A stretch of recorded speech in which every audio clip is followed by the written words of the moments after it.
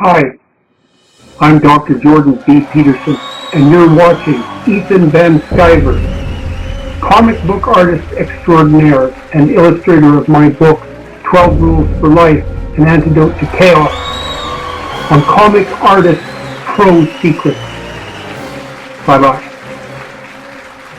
All right, let's mix it up. Hello, I started this gangster shit. And this the thanks I get. Hello, I started this gangster shit. And this the thanks I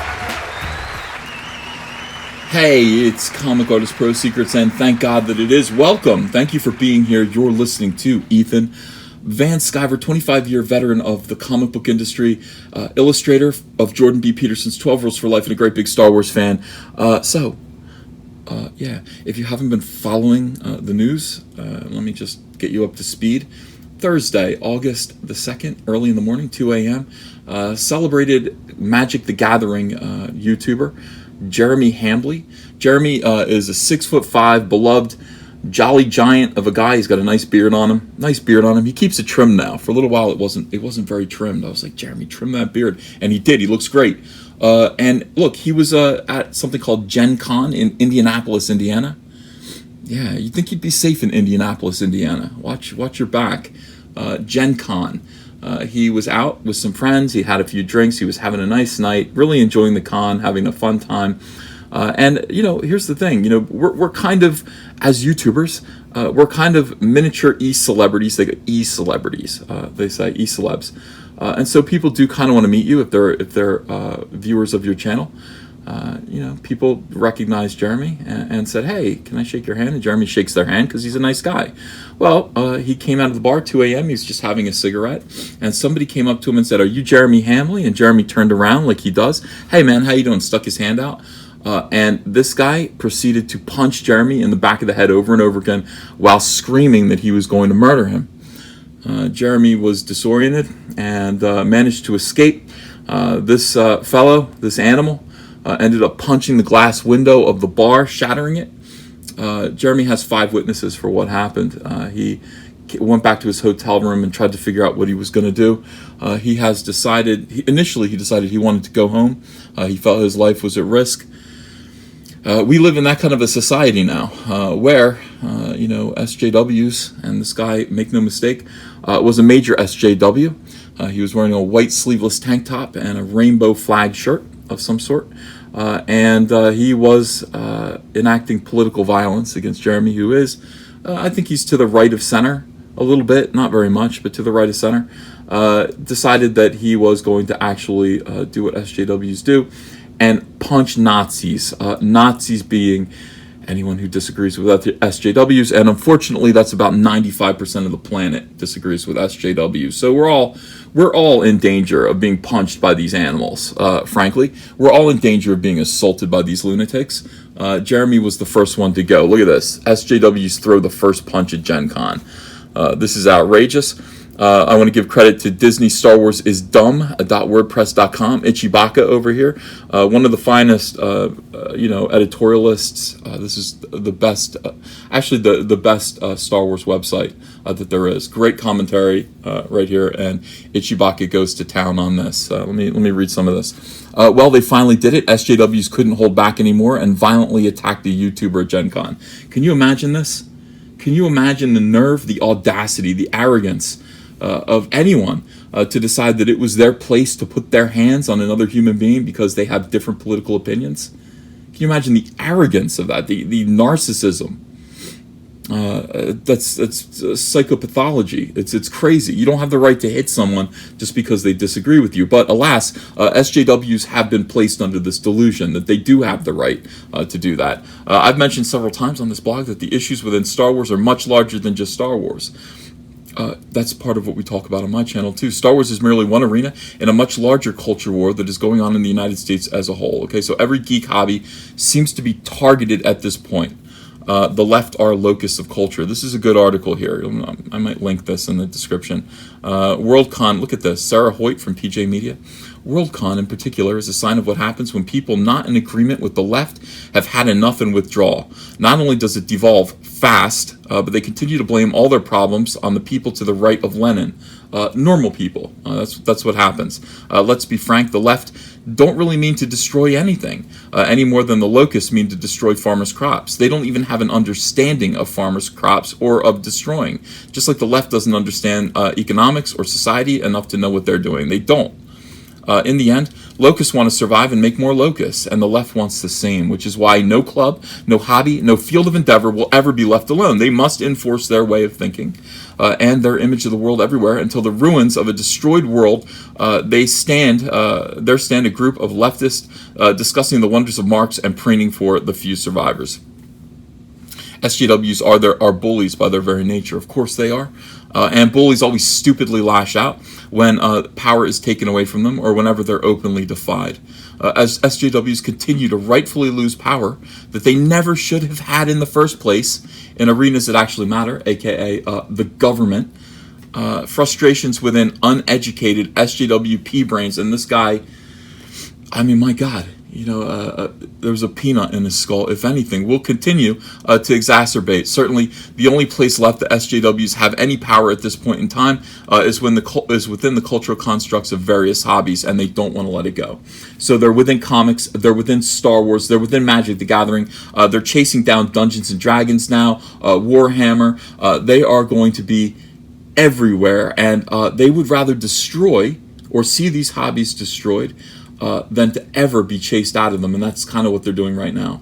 As for this right up here, the idea that we leave, we withdraw. We've had enough, so we go, okay, I'm out of here. I'm gonna do my own thing. That's what I've done with Cyberfrog. I left DC Comics. I left mainstream comics to go work in independent comics. Raised $538,000 on my first issue, so I'm not alone. People are tired of SJWs in these entertainment, and cultural hobbies. They're tired of it. They're looking for another solution. We all need to work on that together, and that's part of what Comicsgate is about. But I digress. Let's go on here. SJWs can't effectively argue their positions because they simply don't know how. SJW bullies are deeply ignorant and always incapable of articulating arguments in an arena of free speech, which is why they work feverishly to impose speech restrictions, either through nudging change in cultural morals or forcibly through legislation, but only when free speech is allowed. They have no ability to control the narrative. The only recourse they have is physical violence, right? So when you stand up to them and when you out-argue them, when you make a better argument, and believe me, all of our arguments are better. All of them are. They're more convincing, they're more persuasive. People tend to come our way when they're given the freedom and the opportunity to do so, and when they aren't afraid. Unfortunately, people are afraid, and people have cause to be afraid. People have cause to be afraid because SJWs are violent. SJWs are bullies. SJWs will destroy your life if allowed to do so. We all have to stand up to these people. We all have to make an example of people like this. We all have to do it together as a society. We can't allow this to go on. We can't. I mean, we may have already given up some of our hobbies for dead to these animals who have gotten in there and destroyed it. Gotten in there and proceeded to call fans racist and bigots, sexist, homophobes. Made drastic changes, chased away customers. I mean, all we can do is stand up to them. That's all we can do. And it does take bravery. It does take courage. But you have to do it. I mean, we have to do this, or else, kiss our culture goodbye. And these things do matter. These things, the things that Jeremy talks about on his channel, they do matter. They do matter because they make life pleasant. They make life fun. Playing Magic the Gathering is fun. It makes life worthwhile. It makes life, gives you something to look forward to and something to think about when you're going through the drudgery of your day job. You have your hobby, you have your thing, you have your imagination. These people wish to take that from you and call you names while you do it and leave you with no recourse whatsoever. I don't know. I don't think we can allow that to happen at all anymore. So, let's see. This brings us to the recent event at Gen Con where YouTuber Jeremy from The Quartering was viciously assaulted by an SJW. As I said, it appears that both Gen Con, the bar where Jeremy was attacked, and even the Indianapolis police have not helped Jeremy or pursued the attacker. Details are sketchy at this point, thanks to the lack of support from the local police. But as Bounding Into Comics, another pretty good website, reports, according to Jeremy, the attack happened at 1 in the morning. Oh, was it 1? All right, I thought it was 2. And it took 3 people to pull off the attacker, who began his attack by randomly walking up to Jeremy and inquiring about his identity. It doesn't stop there. After the attacker was pulled off Jeremy, Jeremy walked into a bar called the Tin Roof, where the owner attempted to stop Jeremy from calling the authorities. However, Hambly was able to call the police and file the police report. Hambly claims the bar didn't do anything to protect one of its patrons. He claims it didn't have a bouncer and didn't keep the guy out. The bar also refused to call the police. This is all insanity. Insane.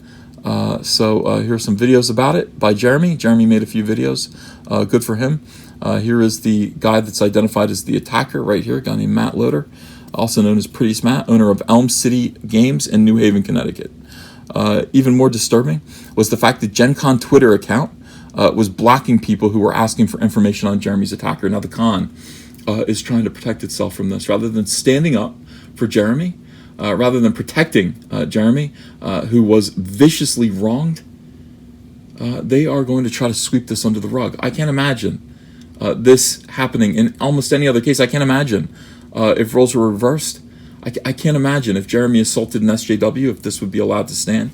If it was a woman who was attacked, I can't imagine this happening. Gen Con is blocking all people. People for asking for information on my attacker. What the yeah, he got blocked for, this guy got blocked for a tweet. Terrible, absolutely terrible. Bans are happening on Gen Con live streams. Anyone who brings it up gets banned from the live stream. And the assaulter, the attacker, has not been removed from Gen Con. This begs the question as to whether or not the personalities within Gen Con had any role in this attack. Boy, I'd hate to think so. In addition, according to Jeremy, it appears the Indianapolis police will not pursue the assailant, who will not likely serve any jail time because Jeremy was drinking. How does that make any sense at all? So if you are drinking, if you're having some drinks, and someone comes up and robs, beats you, rapes you, what? So drinking kind of allows you to become a victim? I don't understand. I don't think Jeremy was looking for trouble. I don't think Jeremy was asking for any of this. I don't think Jeremy was picking a fight. He was standing out there having a cigarette, from what I get, and he was attacked. I don't understand this at all. Maybe a lawyer in my subs can help me with that. All parties seem to be doing the very best they can to sweep this assault under the rug. That is, of course, wholly unacceptable, and therefore this needs to become a national story. Yes, indeed. I implore all readers to forward this story to local and national media entities, including as many conservative bloggers and vloggers as you can think of. Look at this poor guy here. Dear supporters, here's Jeremy, and this is the video that I made yesterday. Great. That's a great looking thumbnail. I did a nice job there. And here are more videos. People are talking about this. The story is still developing. Now, Jeremy has reached out to me. He doesn't want to talk about this anymore. He doesn't want to keep reliving this nightmare. He doesn't want to, but I've encouraged him to. Pursue this. I think he already had that in his mind. I think he knows what his responsibilities are to the rest of the world, honestly. It is a small thing that happened to him, but it is emblematic of what is going on in our culture. And Jeremy, who was on the receiving end of a violent beating for no particular reason other than some SJW wanted to blow off steam, saw him as a scapegoat for all of his problems in life, decided to assault Jeremy, punch him, perhaps cause him damage. We don't know. Jeremy's going to go to the doctor. He's staying at the convention, by the way. Jeremy wanted to come home initially, but he decided to stay at the convention and just see it out. He actually, Jeremy called me late last night and we talked about it, and he just said, I feel like the convention is the safest place for me right now. I think people will be keeping their eye on me. I don't think anything's going to happen because it already happened. So I feel like I should stay here and stand my ground. And I applaud him for that. I would have understood either way. If he wanted to go home and be with his family after this, that would have made sense. This guy, it didn't have to just be his fist. It could have been a gun. It could have been a knife. Could have been anything. It could have been a baseball bat. You don't know. You don't know what these crazy people intend to do. They are completely penisless. In their state of penislessness, they have resorted to violence. They don't have any other answer. They are not going to regain power in politics, not for a long, long time. And so this is what we can expect now. What can we do in the short term? Here's what we can do. Here's how you can get involved. Jeremy's asked me to set up. Jeremy wants to sue this guy. I don't blame him. Jeremy's going to try to get him arrested. Jeremy's going to try to send this guy to jail. He lives in Connecticut, this guy. Jeremy lives in Wisconsin. But he's going to see to it that that happens. In the meantime, he'd also like to sue him. I would like to see Jeremy sue this dude into oblivion. I want this guy's grandchildren, should he have grandchildren, I want this guy's future generations to feel the consequences of this kind of unacceptable social belligerence. I want this guy to feel the pain of that in jail and financially. So let's get Jeremy the resources to make that possible. Jeremy cannot afford to sue this. He's just a YouTuber, you know. I mean, like, we do okay, but listen, he doesn't have the money to hire a lawyer. So I have created this GoFundMe. I'm asking for $10,000 for Jeremy, possibly more if we can get it. I have no idea. $10,000 is just a guess. I hired a lawyer a few times. I put him on like a $7,000 retainer. That was not quite enough to get the job done that I needed done.